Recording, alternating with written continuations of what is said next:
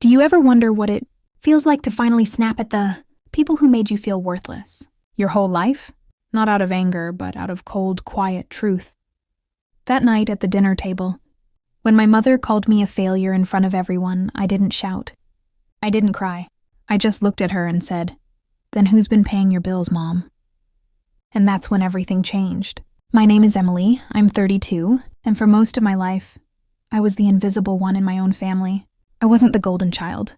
That title belonged to my younger brother, Jacob. My parents used to say, "Jacob's going places," while I was the one who needed to figure her life out. They never really saw me, not when I got my first job, not when I helped Dad recover from surgery, not when I bailed Jacob out of debt more than once. All they saw was what I didn't have, a husband, kids, or a big house. For years I swallowed it all, the insults, the guilt trips, the comparisons. I told myself they were just old-fashioned, that they loved me deep down. But love doesn't make you feel small. After college, I worked hard, too hard, building my own online business. I never bragged, never said a word, because I knew they'd mock it. "Oh, that little computer thing?" my mom would say. But that little computer thing eventually started bringing in more money than my father's entire yearly salary.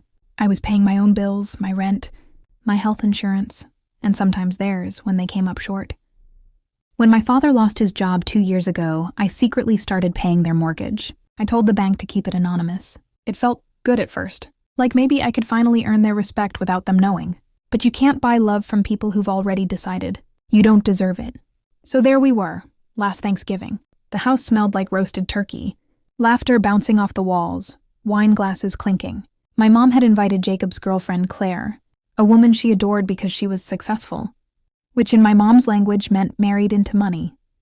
As usual, I was the one helping in the kitchen, setting the table, doing all the quiet work no one ever noticed. When we finally sat down, my mother raised her glass and said, "To my beautiful family, and to my son Jacob, who just got promoted." Everyone cheered. Then she looked at me, that same tight smile she always wore. "And to Emily," she added, "our creative one, still figuring things out." Laughter. Soft, fake laughter. Even my dad chuckled, trying to lighten the mood. My chest burned, but I just smiled. But then Jacob leaned forward, a smirk on his face. "Hey, Em, you still running that little online thing? What do you even sell, stickers or something?" Claire laughed. "Oh, that's cute," I said quietly. "Actually, it's a consulting firm now. I work with some major brands." Mom cut in before I could finish. "Oh, honey, you don't need to exaggerate. We're just happy you're trying." That was it. The knife in the ribs I'd felt 1,000 times before. I looked around the table, every single one of them smiling like this was normal. And something inside me broke. Not in anger, but in realization. I put down my fork, took a breath, and said, "Mom, if I'm such a failure, then who do you think has been paying your mortgage the last 2 years? Silence. The kind that stops time. My father froze mid-bite. Jacob frowned. My mother blinked. I continued, my voice calm, steady. "Who covered your hospital bill when Dad had surgery? Who paid for Jacob's car accident that mysteriously disappeared from his record?" Mom's face went pale. "What are you talking about?" I laughed softly. "You really have no idea, do you? You just kept cashing the checks, never wondering where the money came from." Jacob shifted uncomfortably. "Wait, what? That was you?" "Yes, Jacob, that was me. Every anonymous donor, every mystery payment, it was me. The failure." Mom slammed her hand on the table. "You have no right to humiliate us like this." I leaned forward. "No right? I gave you everything I could, and you still treated me like I was nothing. You called me a disappointment, a burden. I paid your bills while you mocked my life." Dad tried to speak, but I wasn't done. I kept quiet because I thought maybe love meant sacrifice. But now I see, love in this family only flows in one direction. And it's not toward me. The room was dead quiet. You could hear the hum of the refrigerator from the kitchen. Mom's eyes filled with tears, but not the kind that come from regret. No, they were angry tears. "You think money makes you better than us?" I shook my head. "No, Mom, money doesn't make me better, but honesty does. And I'm done lying to myself about what this family is." I stood up, grabbed my coat, and headed toward the door. Dad called after me, his voice weak. "Emily, wait. We can talk about this." I stopped, looked back at him. I tried talking for years. You never listened. And then I walked out. I drove until I couldn't recognize the roads anymore. I found a small motel, checked in, and just sat there staring at the ceiling. I thought I'd feel powerful, liberated, but all I felt was hollow. For days, none of them called, not a single text. I told myself that was fine, that I didn't need them. But you can't erase decades of wanting to be loved overnight. A week later, I finally got a message from Jacob. It said, "Mom's not doing well. She says you ruined Thanksgiving." I didn't reply. But a few days after that, my father called. His voice was soft, almost broken. "Emily," he said, "you need to know something. Your mom doesn't hate you. She just doesn't know how to face what you did for us." I said nothing. "She's embarrassed," he continued. "All those times she said those things. It wasn't because she thought you were a failure. It was because she saw herself in you. She never chased her dreams, and she resented you for doing it." I closed my eyes. For the first time in years, I felt something shift inside me. Not forgiveness, not yet, but understanding. "Dad," I whispered, "I can't come back." "Not now," he sighed. "I know, just don't disappear, okay?" We hung up and I sat there for hours, phone in my hand, tears in my eyes. A month passed. Then one morning, I got a letter in the mail. Handwritten. From Mom. It said, "You were right. About everything. I'm sorry I made you feel small just because I felt small. The house is paid off now thanks to you, but it feels empty without your laughter." There was no signature, just those words. I never responded. I kept the letter, though. Framed it even. Not because it meant reconciliation, but because it reminded me of something important. That sometimes, revenge doesn't come from anger or punishment. Sometimes it comes from truth. And the truth is, the best revenge I ever got wasn't walking out that night. It was finally realizing that I didn't need their approval to have worth. Still, every Thanksgiving since then, I light a candle for my dad and eat alone.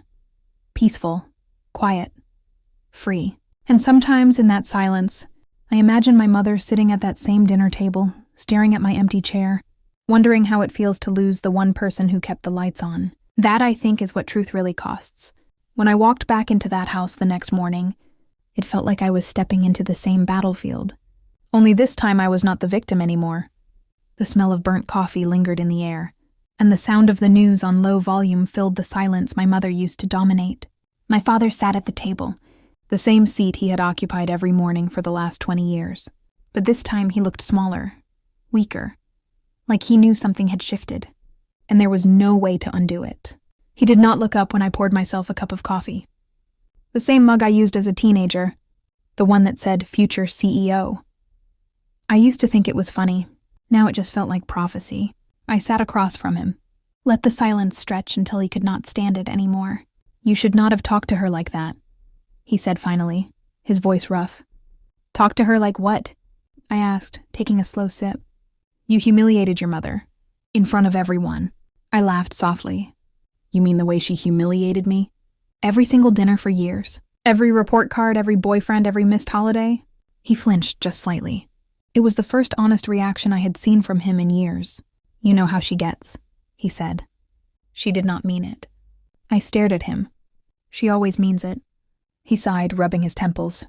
"Look, your mother, she is difficult, yes, but she has had a hard life. You do not know the things we went through before you were born. There it was, the family excuse, the eternal shield. Every cruel thing she did was somehow justified by a story I was never allowed to hear." "I do not care anymore, Dad," I said quietly. "Hard life or not, she made mine hell." He looked at me then, eyes tired. "What are you planning to do?" I smiled. "I am just getting started." He did not know what that meant. Not yet. Because what no one in that house knew was that I had already been preparing for this moment. For months I had been collecting things. Documents, receipts, voice recordings. I had even installed a small hidden camera in the kitchen when I visited last. Christmas. I was tired of being gaslit into thinking I was the problem. I wanted proof, not for the world, but for me. And the night before that dinner, while she was bragging about her charity events and fake friends, I had finally pieced everything together. My parents had been living off my money for years. But it was not just about the bills. My mother had been funneling money from the family trust into her personal account, and my father had signed every check. My own inheritance, gone. So when she called me a failure, it was not just an insult. It was theft wrapped in arrogance. I spent the next few days in silence, watching, listening, waiting. My brother Mark came by that weekend, pretending he cared. He gave me that same smirk he always used when he thought he was better than me. "Mom said you had a breakdown," he said, walking into the kitchen like he owned the place. "You okay?" I looked up from my laptop. "Perfectly fine. Just doing some accounting." He laughed. "You? Accounting? You could barely balance a checkbook." I smiled. "Yeah, funny how things change." I watched him walk away, not realizing that his name was already on the list too. He had been taking small payments from Mom every month. Payments labeled as family support, same money that was supposed to go into my college fund. 2 weeks later, I sent out the first email. Anonymous, of course, to my father's workplace, the construction firm he had run for 25 years. I attached the records of tax fraud, the ones my mother had forced him to hide. By the end of the week, the company was under investigation. Then came Mark. I sent screenshots of his fake investment deals to his boss. He was fired within days. And my mother? I waited. I waited. Because revenge is only beautiful when it blooms slowly. The night before everything went public, I called her.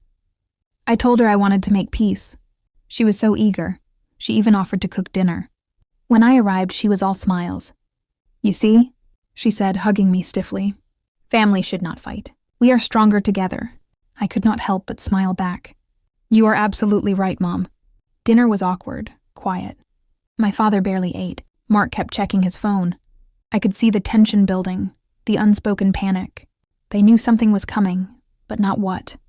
When dessert came, I put my phone on the table and played a voice recording. It was my mother's voice. "She is worthless, James. I wish we never had her. I swear, if she disappeared tomorrow, I would sleep better." My father's voice followed. "Then maybe we should let her go." The room went dead silent. Mark looked up, pale. My mother's fork clattered against the plate. "Where did you get that?" she whispered. I leaned back in my chair. "You really should not gossip in your own kitchen, Mom, especially not near a hidden camera." Her face twisted. "You have been spying on us?" "No," I said calmly. "I have been protecting myself." My father slammed his hand on the table. "You have gone too far." "Too far?" I said, standing up. "You stole from me. You lied to me. You made me hate myself for years. And now that the truth is out, you are worried about being recorded?" No one spoke. The only sound was the faint hum of the refrigerator. I took a deep breath and looked at all of them. Tomorrow morning, the police will have everything.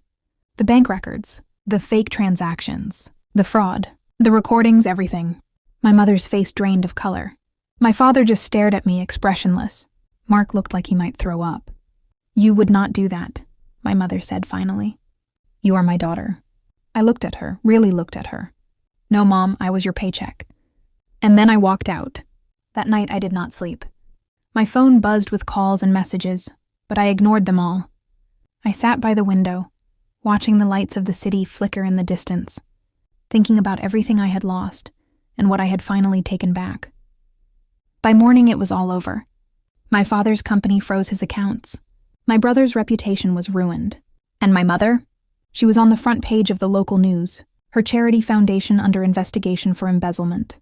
The last time I saw her, she was standing in the rain outside the courthouse, mascara running down her face, clutching her purse like it could still save her. She saw me across the street and froze. I walked up slowly, umbrella in hand. "You always said I would never survive without you," I said softly. "Looks like it is the other way around." She did not reply, just turned and walked away. Sometimes late at night, I still think about that dinner table, the laughter, the cruelty, the years of silence. I think about the little girl who tried so hard to earn love from people, who only wanted control. And I wonder if revenge was worth it. Then I remember her words, "You are a failure." And I smile, because maybe I did fail them. But in the end, that was the only way to win.